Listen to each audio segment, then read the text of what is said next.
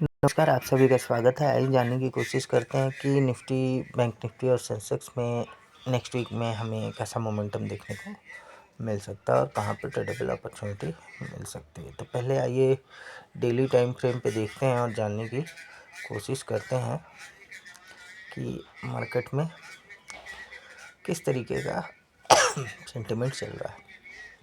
जैसे कि आप देख पा रहे होंगे, मार्केट इस जगह से 26,370 के आसपास से कंटिन्यूस एक लोअर लो क्रिएट किया जा रहा था और उसका इस जगह पे इसने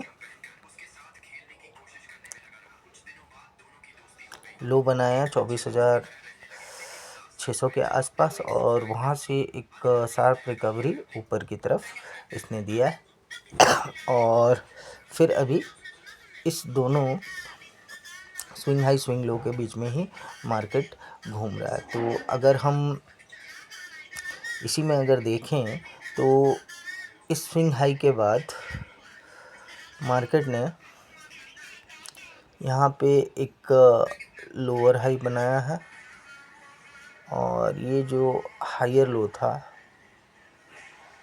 ये हायर लो भी ब्रेक हो चुका है और मार्केट इसके नीचे में अभी क्लोज करके बैठी हुई है। तो 1 घंटे के टाइम फ्रेम पे अगर हम देखें तो 1 घंटे के टाइम फ्रेम में भी हमें वही देखने को मिलेगा कि मार्केट इस जगह पे इसने एक लोअर हाई क्रिएट किया हुआ है और ये जो लो था, इस लो के नीचे इसने प्रीवियस ट्रेडिंग सेशन में आके क्लोजिंग दी है। तो एक ऑब्वियस सा सीन दिख रहा है कि मार्केट ने अपने प्रीवियस स्विंग लो का ब्रेकडाउन देके उसके नीचे क्लोजिंग किया है। तो शायद हो सकता है कि इस गैप को फिल करने के लिए मार्केट आए, बट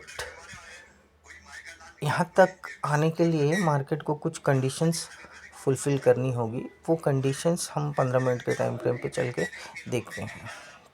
वो कंडीशन ये है कि मार्केट अभी स्विंग लो के नीचे ट्रेड कर रही है और 25,500 का साइकोलॉजिकल लेवल के नीचे भी ट्रेड कर रही है। तो फ़िलहाल हमारे लिए 15 मिनट के टाइम फ्रेम पे जो रेजिस्टेंस निकल के आ रहा है, वो रेजिस्टेंस आ रहा है अपना 25,600 का लेवल निकल के आ रहा है, जहां मार्केट ने गैप डाउन खुलने के बाद वापस से उस जगह पे हडल लेके वापस ये नीचे की तरफ आई है। तो 15 मिनट के टाइम फ्रेम पे अगर हम देखें तो ये जो कल का लो है, सॉरी प्रीवियस ट्रेडिंग सेशन का लो है आपका 25,430-40 के आसपास का है। तो अगर कल मार्केट खुलने के बाद अगर इस लो का अगर ब्रेकडाउन देती है तो शायद ये हमें नीचे फिसलती हुई दिख सकती है, और अगर ये इस लो का ब्रेकडाउन नहीं देती है तो मार्केट फिर से आपके 25,500 की तरफ जाने की कोशिश करेगी और 25,500 के ऊपर में ये 25,600 की तरफ जाने की कोशिश कर सकती है। नीचे इस गैप की तरफ मार्केट तभी आ सकता है जब ये प्रीवियस ट्रेडिंग सेशन का लो ब्रेक करके नीचे खुले।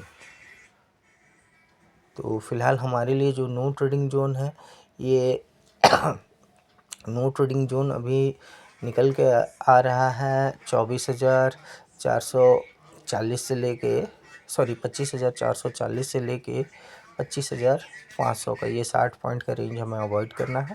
इस रेंज के बाहर ही हमें ट्रेडेबल अपॉर्चुनिटी ढूंढनी है। तो आइए निफ्टी बैंक में देखते हैं। तो निफ्टी बैंक में भी अगर हम डेली टाइम फ्रेम पे देखें तो ये इस ट्रेंड लाइन का ब्रेकआउट देने के बाद ये ऊपर में ही ट्रेड कर रही है, और अगर इसको हम 1 घंटे के टाइम फ्रेम पे अगर कन्वर्ट करते हैं और देखने की कोशिश करते हैं तो इसने भी, आप जैसे कि देख पा रहे होंगे, इसने अपने इस गैप को फिल कर दिया है और फिल करके इस गैप के ऊपर ही ये क्लोज़ की है। तो अभी फ़िलहाल हमारे लिए जो बैंक निफ्टी में नो ट्रेडिंग जोन होगा, वो नो ट्रेडिंग जोन आप इस लेवल को पकड़ के चलिए। ये ऊपर में ये जो लेवल है आपका 60,300 का लेवल, इस कैंडल का हाई 60,250 और इस कैंडल का लो, ये हमारे लिए फ़िलहाल नो ट्रेडिंग जोन है बैंक निफ्टी में। इस लो के नीचे जब तक बैंक निफ्टी नहीं आती है तब तक हमें बैंक निफ्टी में फर्दर नीचे का फॉल देखने को नहीं मिलेगा। तो हमारे लिए बैंक निफ्टी में ये 60,000 एक इम्पॉर्टेंट सपोर्ट है, और ऊपर में अगर ये 60,250 के ऊपर निकलती है तो ये वापस से 60,500 की तरफ जाने की कोशिश कर सकती है। तो आइए एक बार सेंसेक्स भी देख लेते हैं। सेंसेक्स में अगर हम 1 घंटे के टाइम फ्रेम पे देखें तो